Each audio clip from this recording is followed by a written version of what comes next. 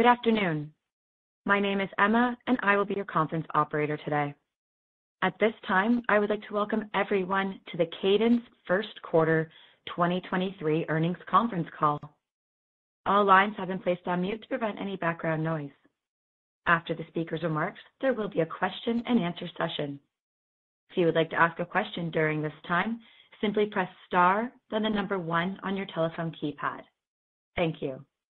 I will now turn the call over to Richard Gu, Vice President of Investor Relations for Cadence. Please go ahead. Thank you, operator. I would like to welcome everyone to our first quarter of 2023 earnings conference call. I'm joined today by Anirudh Devgan, President and Chief Executive Officer, and John Wall, Senior Vice President and Chief Financial Officer. The webcast of this call and a copy of today's prepared remarks will be available on our website, cadence.com. Today's discussion will contain forward-looking statements, including our outlook on future business and operating results. Due to risks and uncertainties, actual results may differ materially from those projected or implied in today's discussion. For information on factors that could cause actual results to differ, please refer to our SEC filings, including our most recent Forms 10-K and 10-Q, in today's earnings release. All forward-looking statements during this call are based on estimates and information available to us as of today, and we disclaim any obligation to update them. In addition, we will present certain non-GAAP measures which should not be considered in isolation from or as a substitute for GAAP results. Reconciliation of GAAP to non-GAAP measures are included in today's earnings release. For the Q&A session today, we would ask that you observe a limit of 1 question and 1 follow-up. Now, I'll turn the call over to Anirudh. Thank you, Richard. Good afternoon, everyone, and thank you for joining us today. I'm pleased to report that Cadence delivered strong results for the first quarter of 2023, with ongoing robust demand for essential and innovative solutions driving solid double-digit growth. In view of the strong start to the year and the continuing momentum of our business, we are raising our financial outlook for the year. John will provide more details in a moment. Generative AI design tools are revolutionizing chip and system development by delivering unprecedented optimization and productivity benefits. Customers have already been benefiting from our groundbreaking generative AI solutions in the digital, verification, and system areas. And with the recent introductions of Virtuoso Studio and Allegro X AI, we now have an unmatched chip-to-package-to-board-to-systems generative AI portfolio. Leveraging 30 years of industry leadership, Virtuoso Studio accelerates heterogeneous system design, and through AI-powered layout automation and optimization, provides an average 3x productivity boost for designs in the notably complex analog domain. Several customers, including MediaTek, Renesas, Analog Devices, and TSMC, provided testimonials for the launch.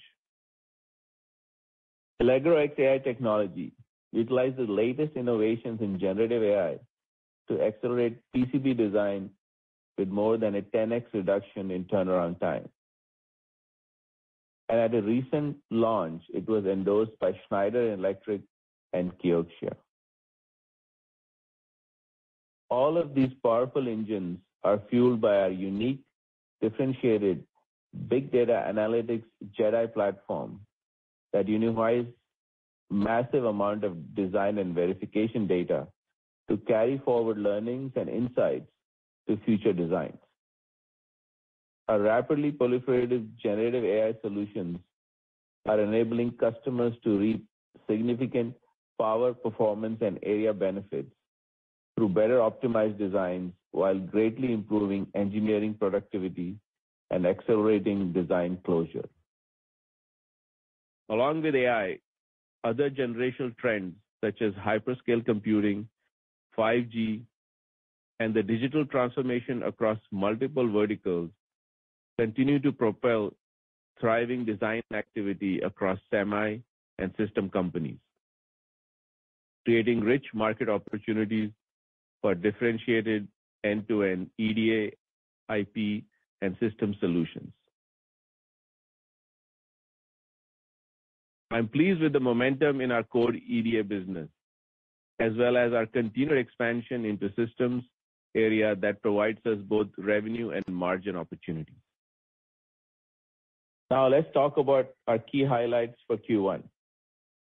In Q1, we deepened our collaboration with MediaTek, which includes a broad base of our digital, analog, verification, and system design and analysis solutions.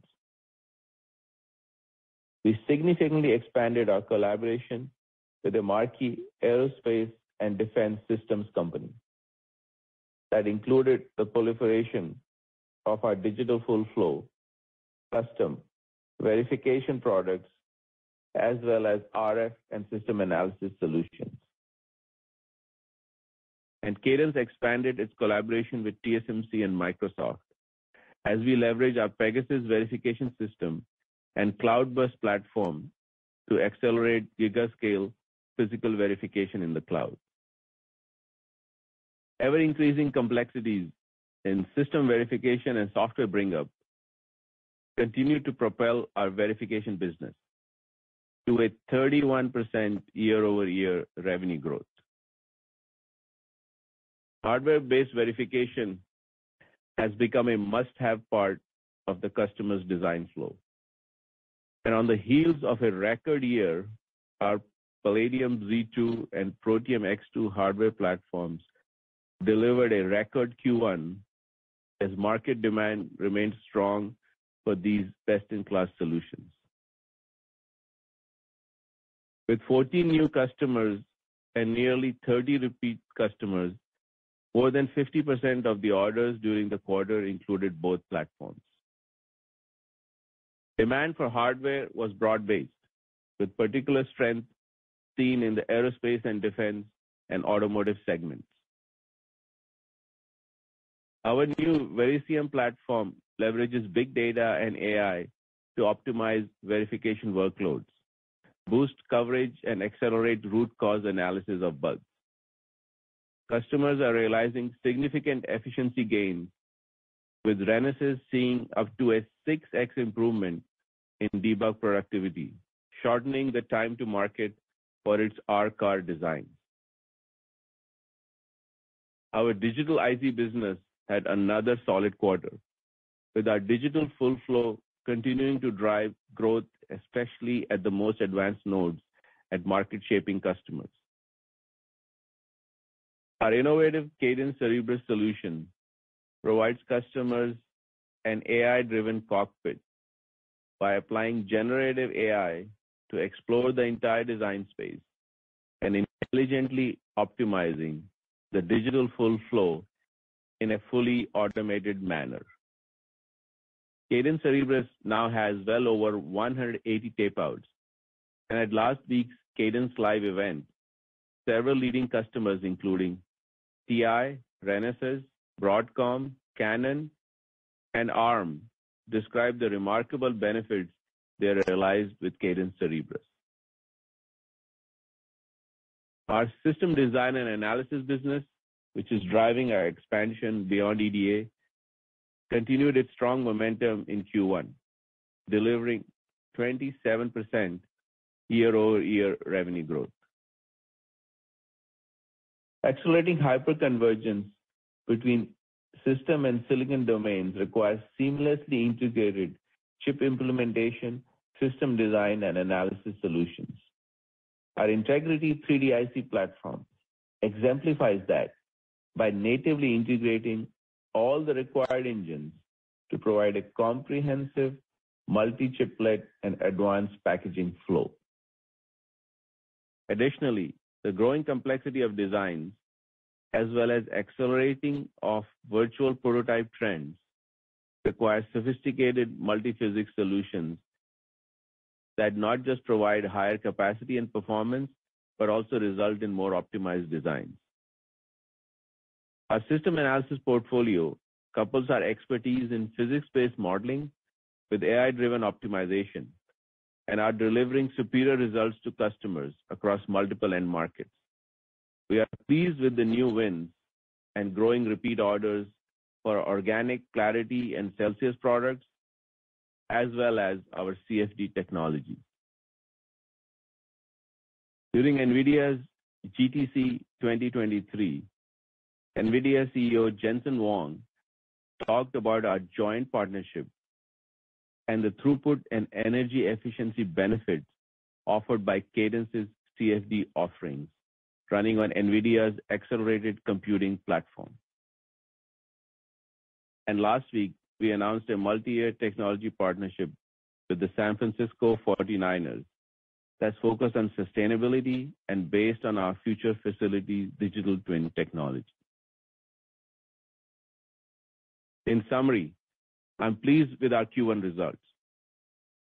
Exploding chip and system design complexity will drive a significant nonlinear growth in workload requirements, opening up a massive opportunity for computational software to help realize these innovative products by investing more of the R&D spend in automation. In addition to our strong business results, I'm proud of our high-performance inclusive culture and thrilled that we have been selected yet again by Fortune and Great Place to Work as one of the 2023 100 best companies to work for the 9th consecutive year. Now I will turn it over to John to provide more details on the Q1 results and our updated 2023 outlook. Thanks, Anirudh, and good afternoon, everyone. I'm pleased to report that we exceeded our key financial and operating metrics for the first quarter of 2023. As planned, we increased our hardware production capacity to improve delivery lead times, resulting from strong demand for our hardware solutions. Here are some of the financial highlights from the first quarter, starting with the P&L. Total revenue was $1,022 million. GAAP operating margin was 31.6%, and non-GAAP operating margin was 42.1%. GAAP EPS was 89 cents, and non-GAAP EPS was $1.29. Next, turning to the balance sheet and cash flow. Cash balance at quarter end was $917 million. Operating cash flow was $267 million, and we repurchased $125 million worth of Cadence shares. Before I provide our outlook for Q2 and the year, I'd like to highlight that it contains our usual assumption that the export control regulations that exist today remain substantially similar for the remainder of the year. Also, for the year, we continue to expect our revenue mix to be consistent with the 15% upfront and 85% recurring revenue mix that we experienced in 2022. With that in mind, our updated outlook for fiscal 2023 is revenue in the range of $4.03 to $4.07 billion. GAAP operating margin in the range of 30 to 31%. Non-GAAP operating margin in the range of 41 to 42%. GAAP EPS in the range of $3.26 to $3.34. Non-GAAP EPS in the range of $4.96 to $5.04. Operating cash flow in the range of $1.3 to $1.4 billion. And we expect to use approximately 50% of our free cash flow to repurchase Cadence shares. For Q2, we expect revenue in the range of $960 to $980 million. GAAP operating margin in the range of 29 to 30%. Non-GAAP operating margin in the range of 40 to 41%. GAAP EPS in the range of 73 to 77 cents. Non-GAAP EPS in the range of $1.15 to $1.19. And we expect to repurchase approximately $125 million worth of Cadence shares. As usual, we published a CFO commentary document on our investor relations website, which includes our outlook for additional items as well as further analysis and GAAP to non-GAAP reconciliations. In conclusion, we had a good start to the year. With the increase in our outlook at the midpoint, we now expect revenue growth for the year at approximately 14%.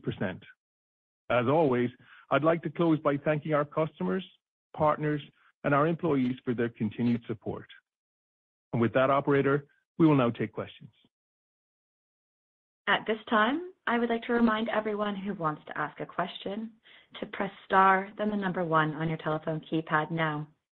We'll pause for a moment to compile the Q&A roster. Your first question comes from the line of Gary Mobley with Wells Fargo. Your line is now open. Good afternoon, everybody. Thanks for taking my question. I wanted to ask about an observation, that is your upfront revenue, your functional verification revenue, and your China-related revenue were all very strong in the first quarter. So I'm curious to know if all those were related and relate specifically to maybe some pull forward of some customer deliveries or some customer orders, or was it more so a function of having the ability to turn the hardware verification business around a little bit quicker than expected? Yes, Gary, great question. And yes, they're all related. We were very pleased to be able to ramp up the production of our hardware because we had such strong demand for hardware solutions in the functional verification business. We successfully ramped that up in Q1, and the subsequent upfront revenue benefited functional verification. It benefited China. I think China is up to 17% of our revenue for Q1. That's mainly hardware driven. We wanted to reiterate the fact that, last year our recurring revenue mix was 85% of our total revenue, 15% upfront. We still expect that to be the case for this year. But in Q1, because of the increased hardware deliveries, the mix was 80% recurring and 20% upfront for the quarter. We wouldn't expect that to repeat for the rest of the year. Okay. And related to that, John, if I'm not mistaken, 2.5 months ago when you gave the initial fiscal year 23 revenue guide, you were expecting maybe the hardware-related business to tail off into the second half of the year. Is that still the expectation, or are you still running near record backlog for that hardware verification business? And that's it for me. Thank you. Yeah, great question again, Gary. We were very pleased with hardware bookings again in Q1. We didn't take up the second half of the year. I want to wait until the summer to have a look at the pipeline because hardware is very much a pipeline business. However, we did take up the year by $20 million. And part of that is the beat in Q1, which was some hardware. But the rest of that was, strength on the software side, probably predominantly in the system design analysis space. And we raised that for the year. And that's kind of recurring throughout the year. But we haven't taken up the second half of the year for hardware. I'd like to wait until the middle of the year for that. We still expect, we expect all the businesses to grow strongly this year. Thank you. Your next question comes from the line of Jay Vleeschhouwer with Griffin Securities. Your line is now open. Thank you. John, for you first on RPO, according to the 10Q, it looks like you had about a $400 million sequential decline from the end of from Q4, and also a sequential decline in the next 12-month expected revenue from RPO. And I know that can move around, of course, with hardware and contract timing and so forth, but maybe just talk about the magnitude of that sequential decline in RPO and perhaps any expectations for that the remainder of the year, and then my follow-up. Yeah, sure, Jay. The second half of this year is very heavily weighted for bookings for the total year. We're very light in the first half of the year for software renewals. The second half of the year, Q3 and Q4 are very strong for software renewals this year. Unlike last year, I think the first half we had a number of big software renewals in the first half. We don't have that this year. And when you look at the second half, of course, any big renewal you have in Q3, at the end of at the end of last year, we had like 9 months in CRPO for that, and now it's only 6 months at the end of this quarter. So it's really just a function of renewal timing and the fact that the first half of the year is light for renewal timing. I'd remind you as well that, in terms of renewal timing, the Q1 and Q2 are the 2 quarters that kind of are like 3 years after the breakout of the pandemic back in 2020. So those were light for us anyway in terms of light renewals. So the second half of the year, much more heavily weighted towards the second half of the year for software renewals. And you see that impact on the RPO and CRPO. To a lesser extent, there was some, a drop off on hardware because we delivered so much hardware in Q1, but it's mainly the timing of renewals.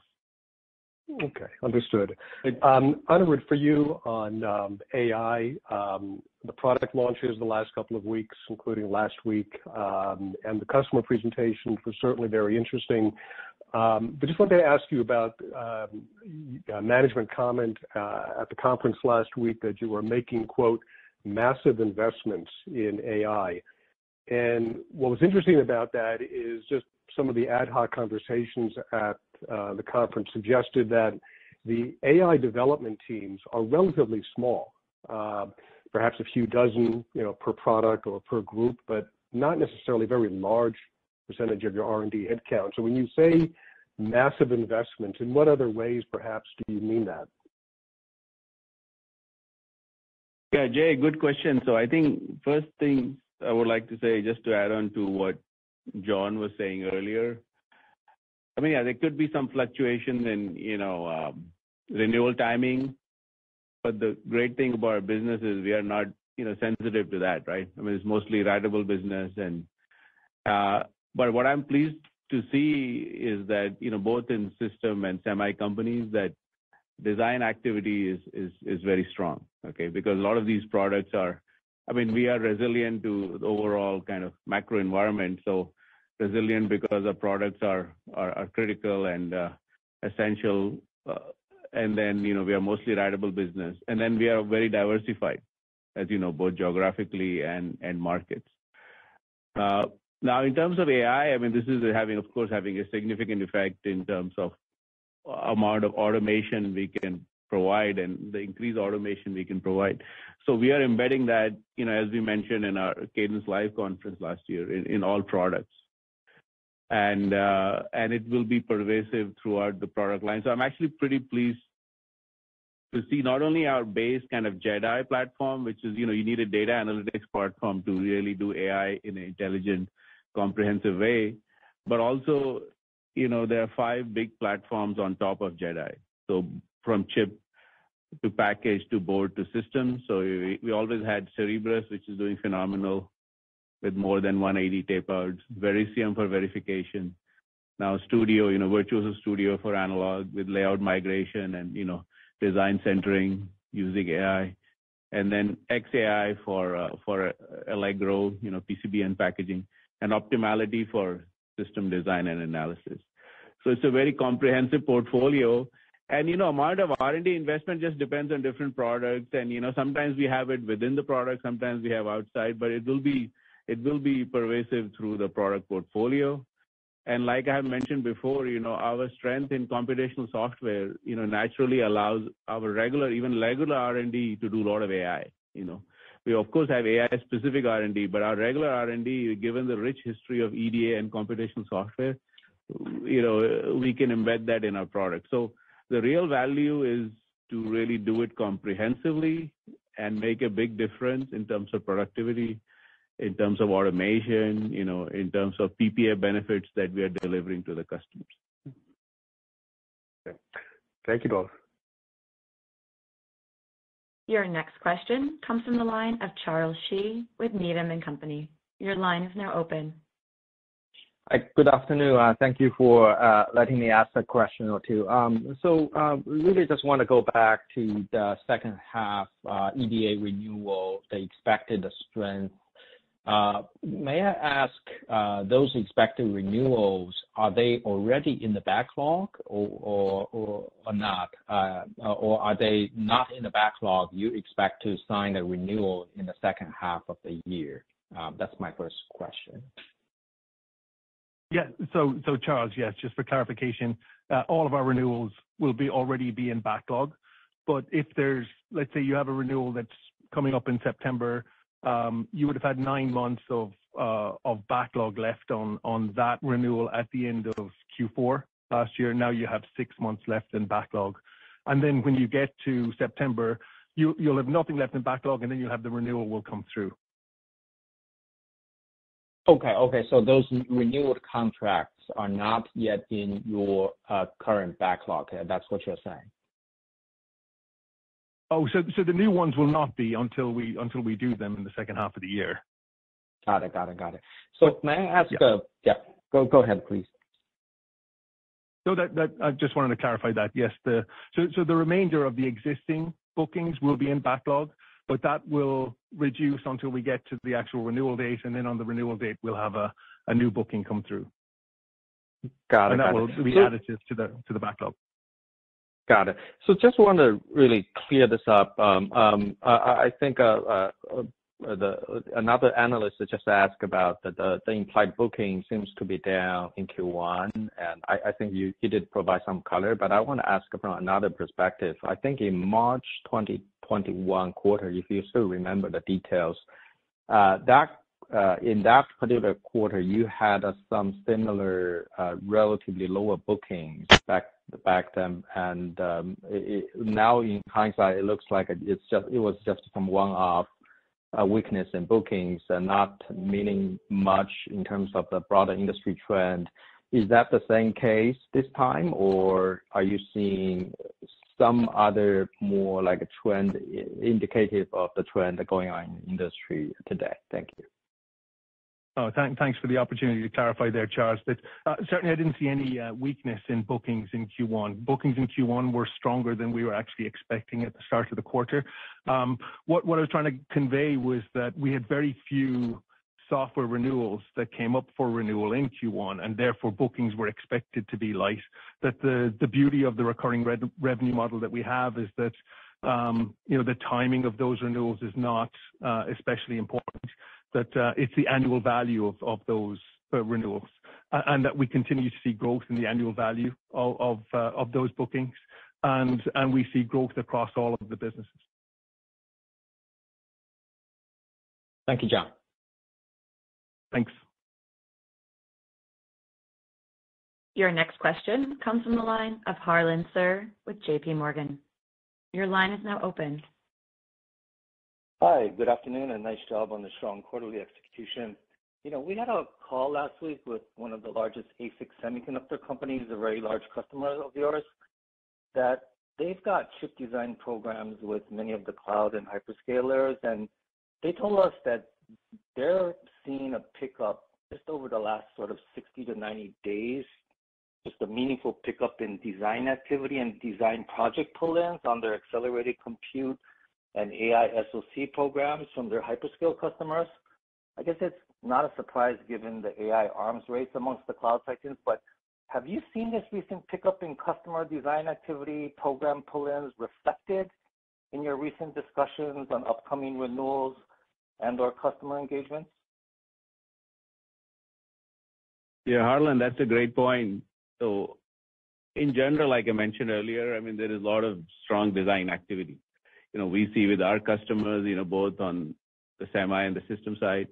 And when I talk to, our ecosystem partners, right, the foundries and the IP providers. So overall, I think design activity is very strong. Now, in particular, to your specific question on AI, I definitely see a lot more interest.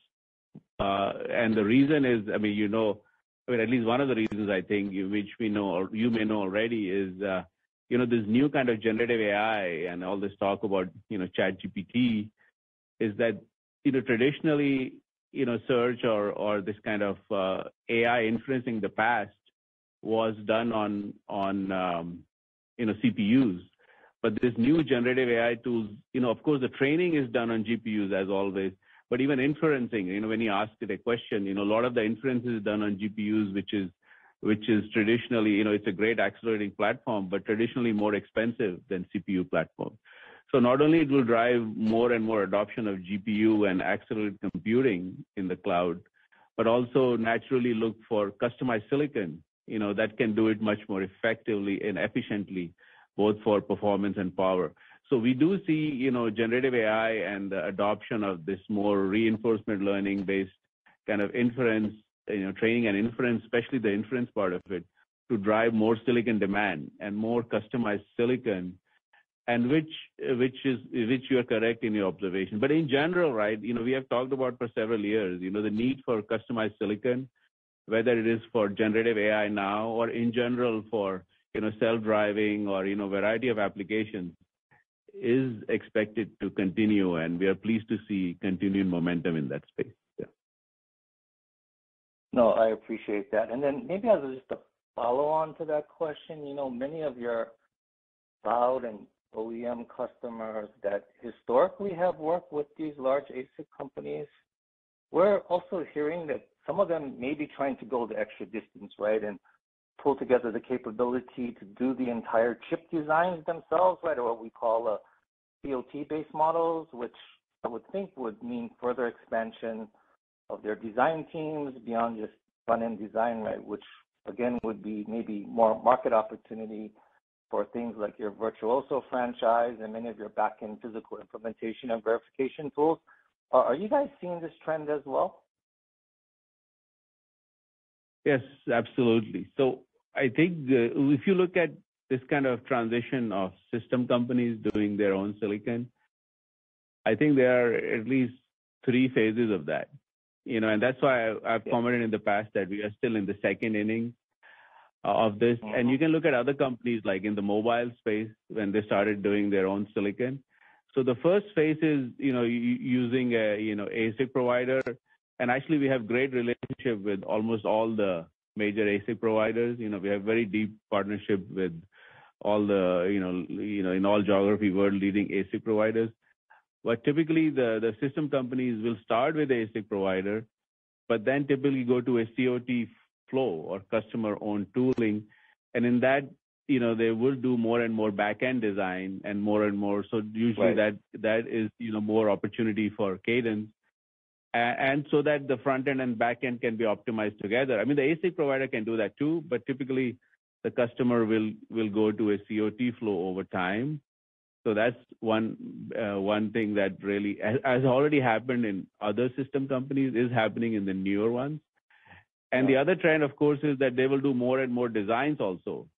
Initially they start with one or two designs, and you can see these examples in, all the public ones, like, Amazon doing in the beginning a networking chip.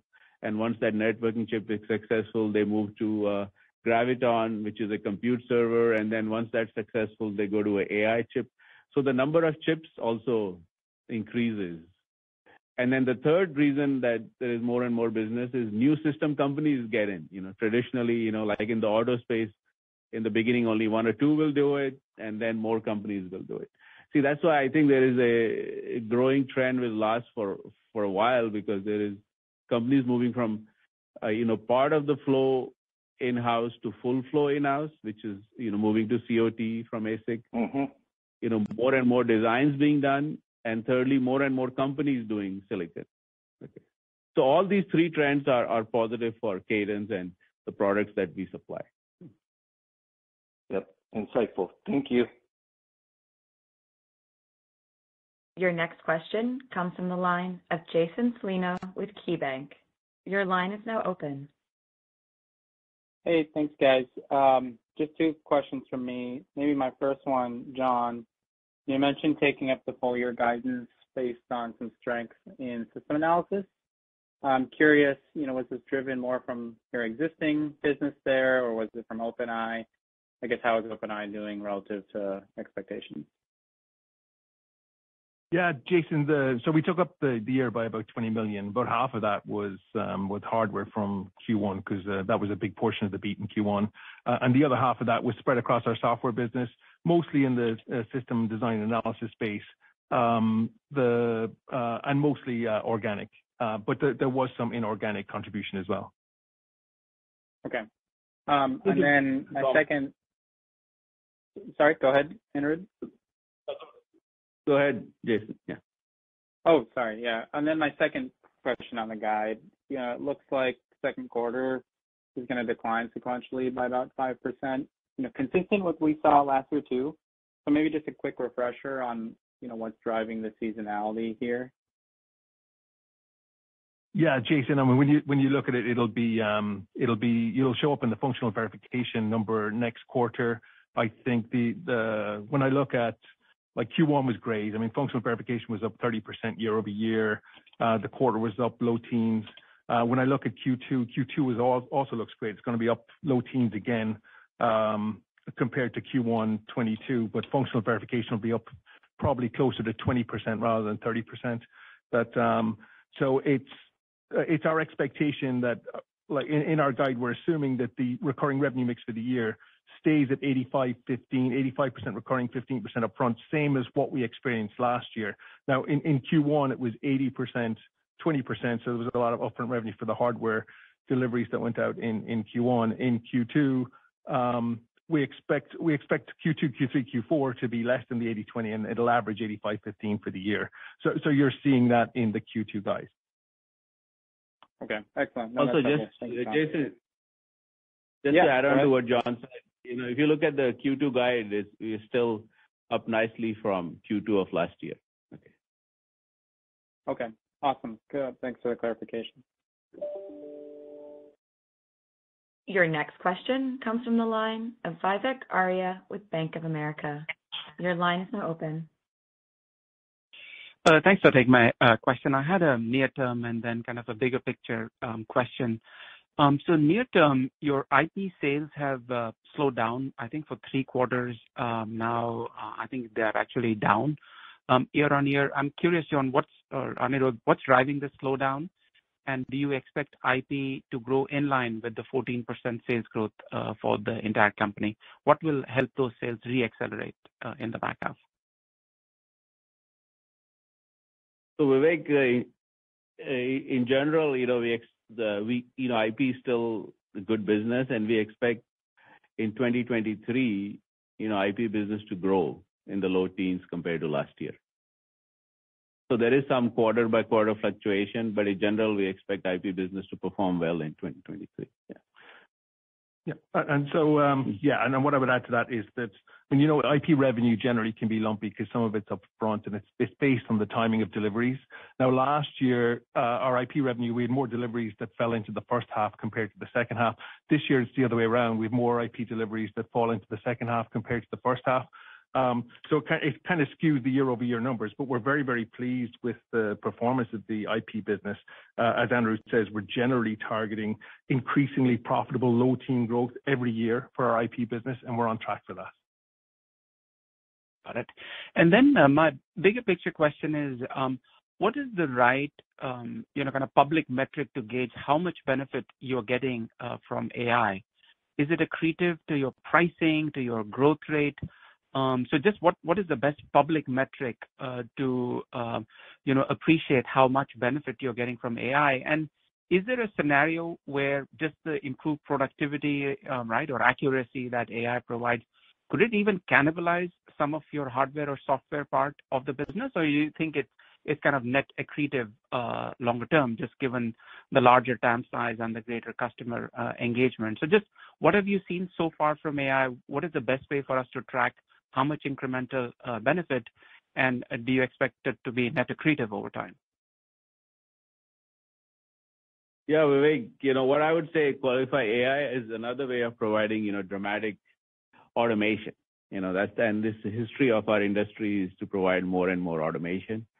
And I would say AI is like third wave of massive automation and productivity improvement. I mean, the first wave was moving up abstraction level, going from transistor level to gate level to RTL level to C level. That's one wave that drove our industry, which is the second wave in the last 10 years is parallelism.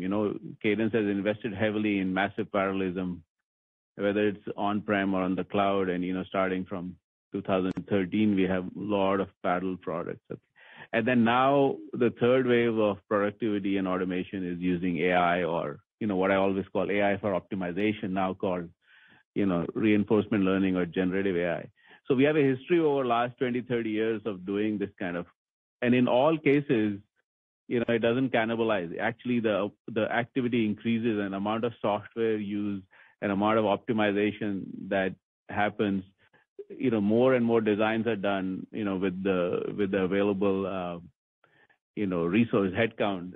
So I expect AI to do that. I mean, in general, the benefit is so huge that when you get these new capabilities, you use it to do much more efficient design. Okay, I'll give you an example. I was talking to some very senior people in our industry, and one comment has been that, the Moore's law has slowed, in terms of actual, improvements you're getting from one node to another node. Now, when you went from 65 to 40 nanometer, you get X amount of improvement. And now when you go to, 5 to 3, that used to be 20%. Now it went to 50. Now maybe it's like 10% improvement. And even our tools, like Cerebrus or a lot of the other AI-based tools can provide easily 5 to 10% improvement in PPA. So you are getting improvement from better algorithms, which are similar to half or full node of a process technology improvement.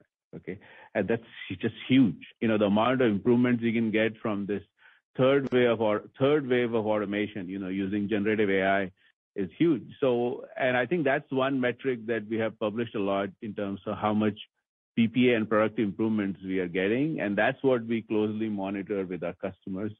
And I think, and the other thing is to apply that across other things, not just digital implementation, to apply it to, package design, to board design, to simulation. And what I think opportunity it gives us is over time, we can get higher share of R&D invested in automation, because the complexity of these things is going up exponentially. So the headcount can't go up exponentially. So the headcount I expect still will grow, 5, 10 years from now in terms of R&D spend in our customers, but we can get a bigger share of that R&D spend applied to automation. Thanks, Anil.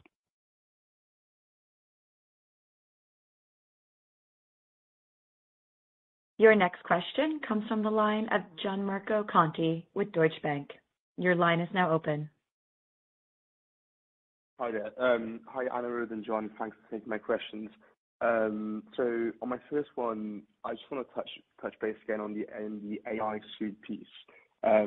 Firstly, whether you're entering a more mature phase of the price discovery mode as you're accelerating volumes. And secondly, perhaps thinking about the specifics of what are the AI demand drivers here, whether those are correlated to increased design at the lower nodes, or if there are other trends that we should be aware of other than the increase in complexity, i.e. some specific trends in the industry that you're seeing beyond the semi players, particularly as you've mentioned, of course, optimality in SDNA. If there's anything that we can sort of like track or understand what's going on behind the bonnet. I'll ask a follow-up question after. Thank you. Oh, absolutely. I think, we talked about chip, right, and how AI can help this third wave of automation.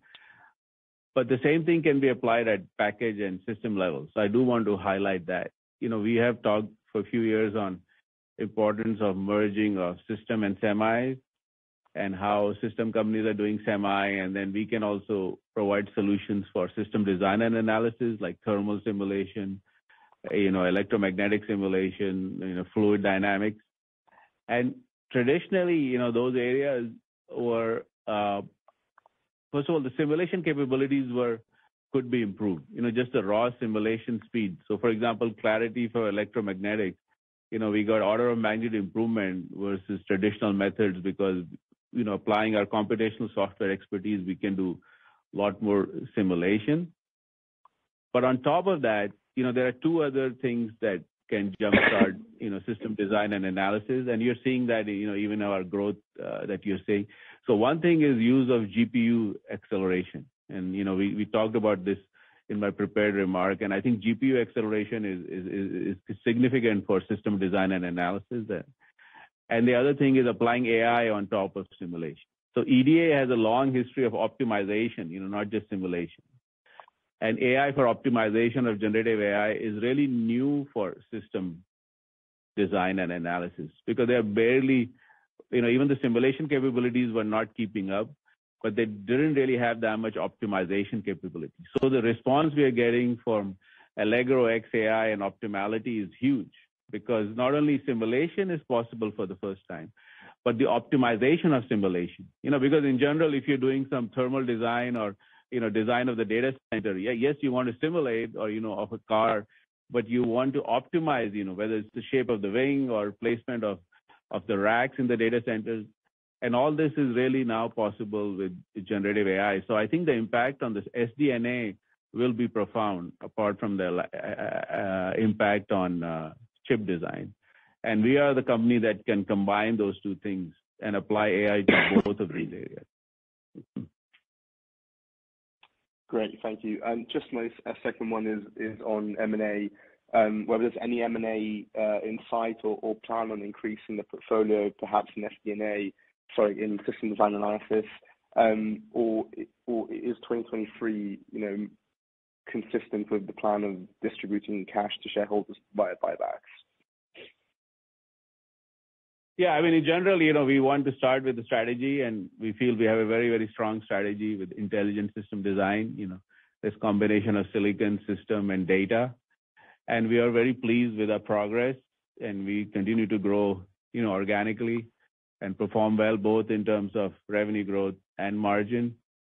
So, that's our base, strategy, base outlook. Now, we always evaluate M&A as it comes up, and if it's a good return for our shareholders and good return in terms of R&D.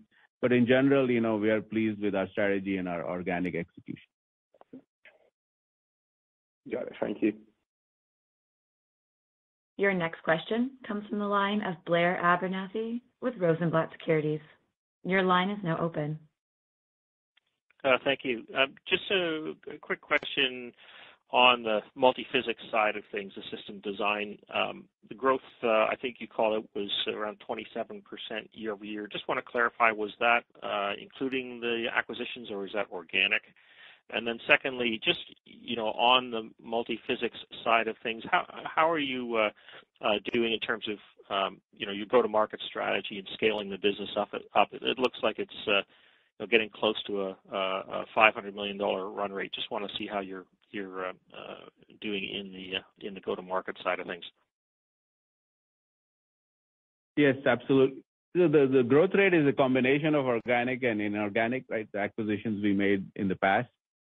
And in terms of go-to-market, we have, of course, there is a lot of overlap with our current customers too. And then, of course, some of the customers are new customers.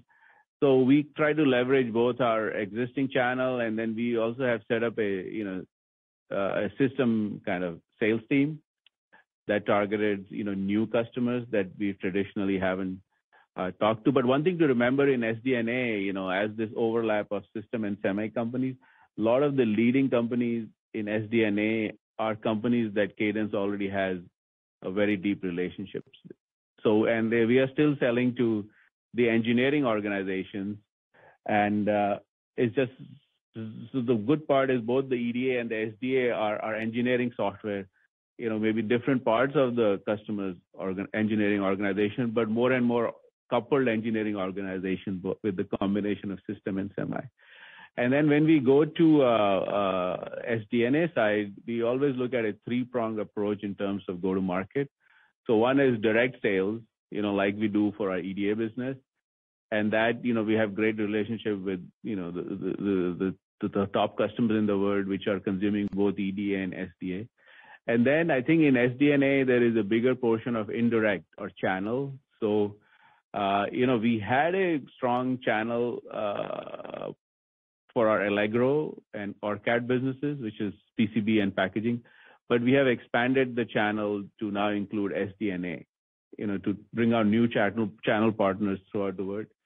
And then the third part of our go-to-market is using cloud and on-cloud, we announced last year. So go direct, especially for smaller customers who don't want to have in their own IT department, and especially in the system space, they are much more amenable to, direct, SaaS kind of cloud offering. So, overall, this is an ongoing progression. As you said, now the business is getting to a good scale. And especially in SDNA, we want this three-prong approach of direct, indirect, plus cloud. But one thing to remember is a lot of the top customers in SDNA are already existing, EDA customers, and that really helps us as we go to market. Yeah. That's great. Thanks, Anirudh. Your next question comes from the line of Ruben Roy with Stifel. Your line is now open.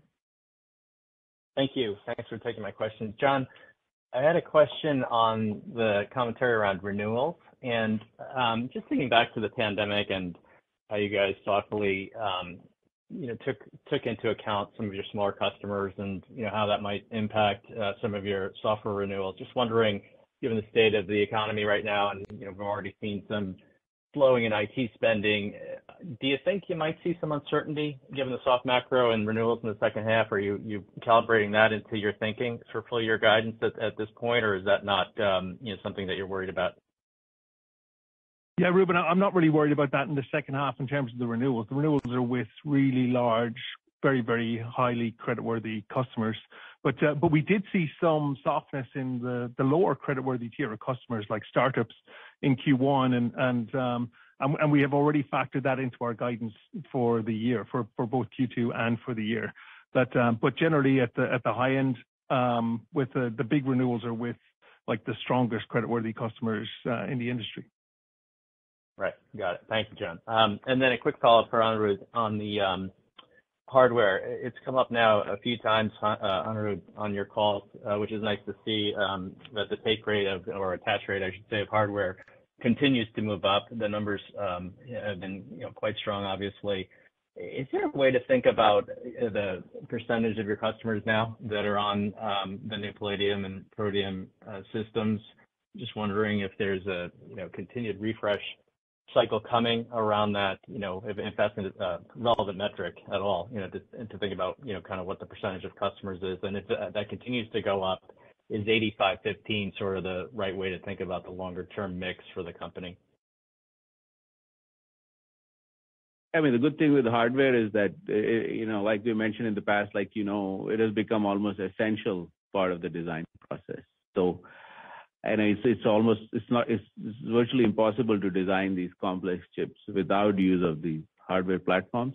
So I would say, all the major customers, especially all the big major customers that drive most of our revenue, are using, hardware anyway. Now, there is always room for refresh of that, of the hardware they're using. And also, as the chips, as they go to different nodes, I mean, we are at like 5 nanometer going to 3 to 2 to 1.4 to 1. So there is at least, 10 years of node refresh ahead of us. So every time you go to a new node, the size of the chip increases, the number of gates that are on a chip increases. So you typically need more and more hardware. So the capacity requirement for hardware increases. So that's why I think that for long term, hardware is going to be in a secular growth period. Not only is it critical, but you need more and more, and that's going to last for, at least for the next 10 years, if not more. And then sometimes there's opportunities for some of the smaller customers to add hardware, and we look at that also, and we have a variety of business models to help the smaller customers. But at this point, most of our big customers are using hardware, but still there is growth because the chip sizes increases, or if they're using Palladium, they can use more Protium and vice versa. I would just add to that, Ruben, that I think your question emanates from the fact that back in 2021, I think our recurring revenue to our upfront mix was 88/12. And of course, that grew, the upfront hardware was so strong last year, it went to 85/15. And of course, we're guiding to the year of 85/15 now, with the caveat that, we're going to take another look in the summer, and we may take the second half up if we see continued hardware strength, because strength continued into Q1. And although we're guiding 85/15 right now, I would take the over on the 15 rather than the under. That's really helpful, John. Thanks. I guess just really quick, I know I'm only allowed one follow-up, but just on that point, have lead times normalized, would you say, or is there more work to be done on the production side?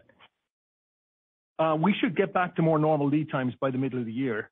But we thought it was really important in the first half to prioritize deliveries to customers that have been waiting the longest for the hardware. I mean, as you know, we have multiple uses for the hardware. We want to set up demo models for customers for future sales and things like that. But the first quarter was heavily weighted towards deliveries to customers that have been waiting a long time for those orders. We're still working through those lead times. We expect to be back to more normal lead times by the middle of the year.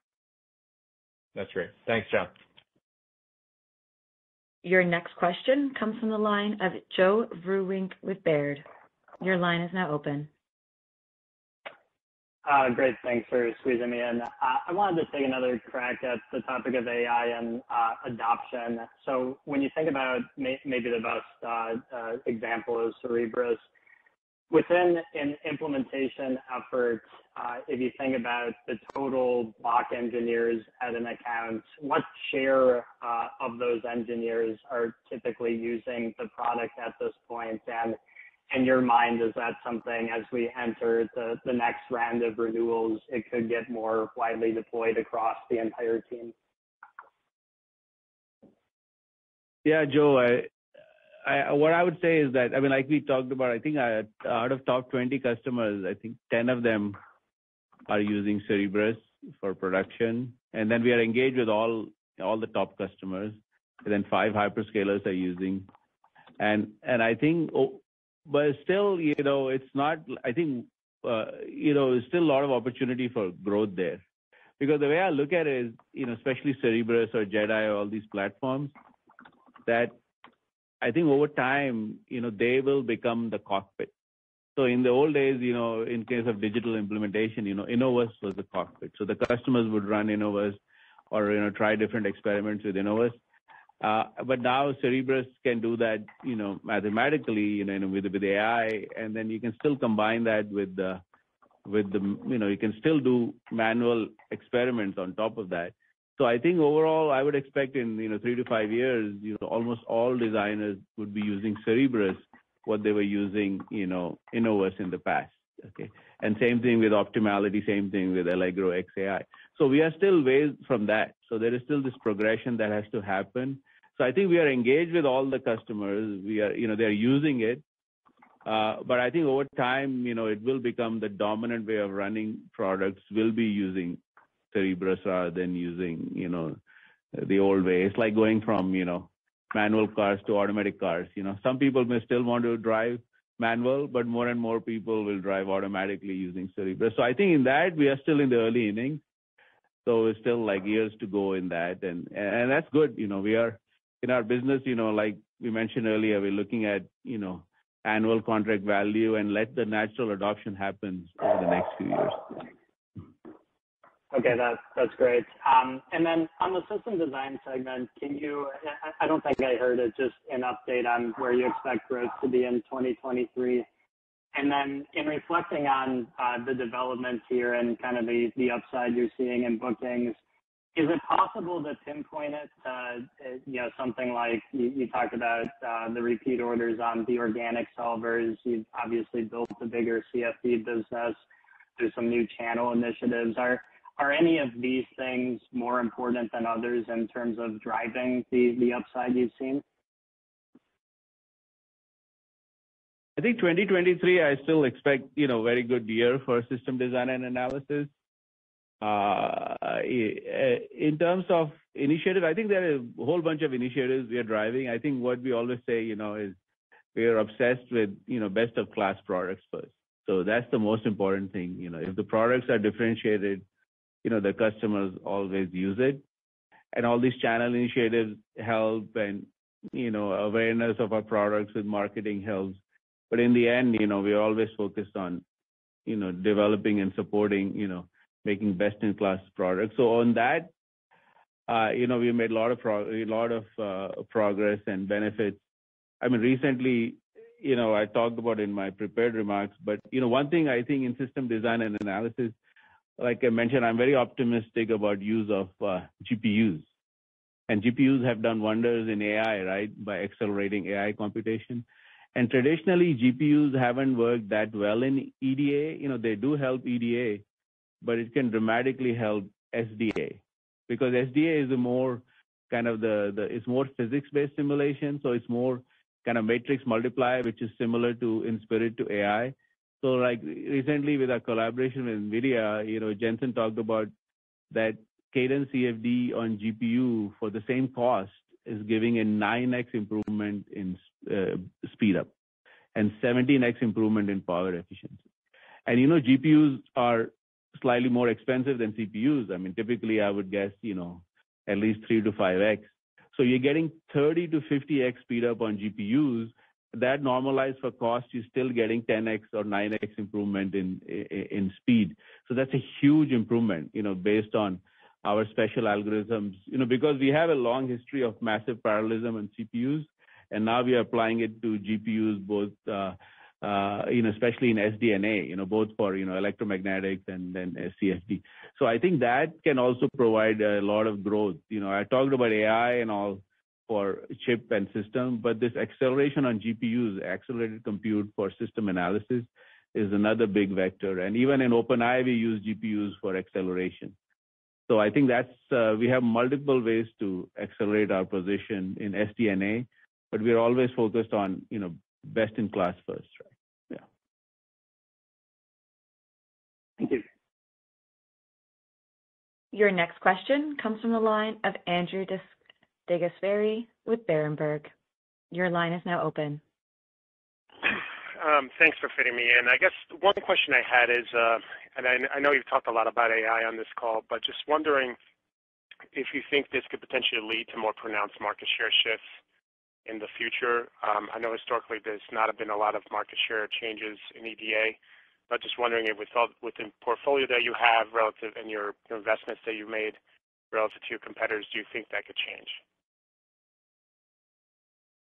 Yeah, that's a good point. I mean, in general, like I mentioned, we are always focused on best in class, right? So, and that AI can play a big role in that. But I do think that the real opportunity for the industry, both for EDA, SDNA, is more and more share of R&D going to automation. I think that will be good for all players. Of course, we invest heavily. We want to have best in class solutions in our products. But I think the bigger trend will also be, these things are getting so complex. There's not going to be enough headcount to design these things, 5-7 years from now. So the bigger opportunity for the entire industry is more shift to automation, and that's, I think, good for everyone. That's helpful. And I think the way we look at, yeah.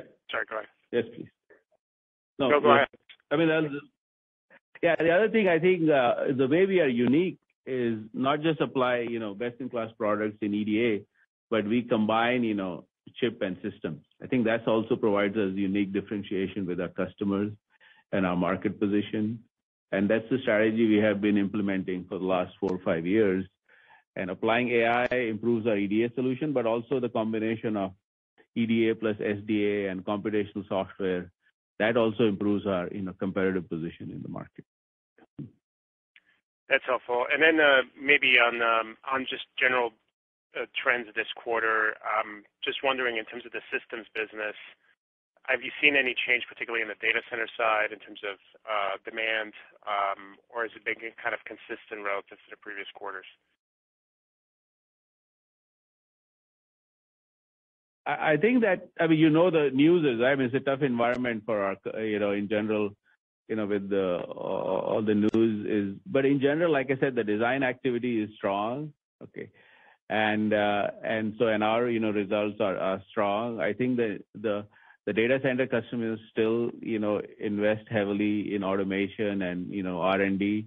And the new uptake, like the beginning of the call, we talked about the new uptake, I think is more to the infrastructure to serve generative AI. I think that's definitely a very active area for the big data center companies because these things are really complicated and complex, to serve this whole generative AI base. So that will require use of specialized hardware, also different kind of hardware mix in the infrastructure. So I think that's going to be a change, and that's good for our opportunities for us. Yeah.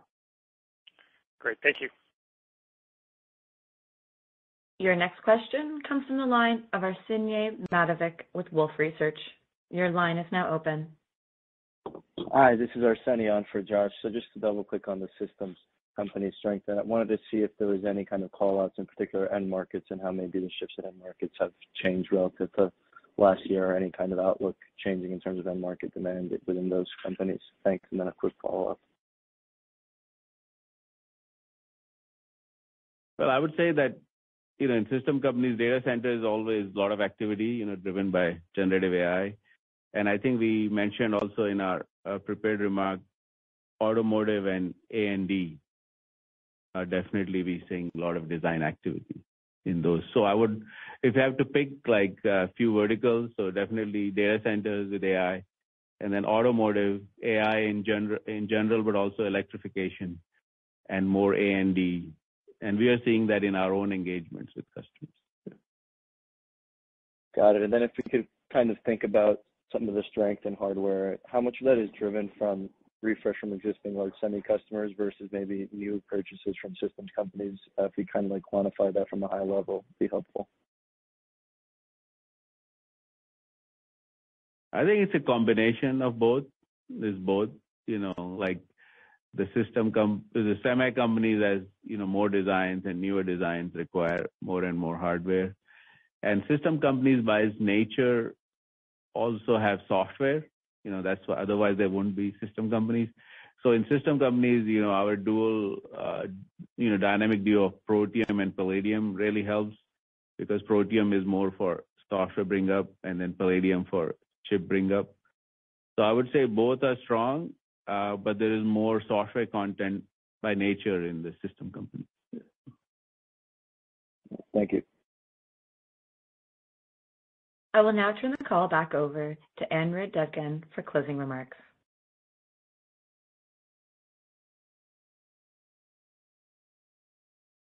Thank you all for joining us this afternoon. It's an exciting time for Cadence with strong business momentum and growing opportunities in the semiconductor and systems industry. We are proud of the innovative and inclusive culture we have built at Cadence. And on behalf of our employees and our board of directors, we thank our customers, partners, and investors for their continued trust and confidence in Cadence. Thank you for participating in today's Cadence First Quarter 2023 Earnings Conference Call. This concludes today's call. You may now disconnect.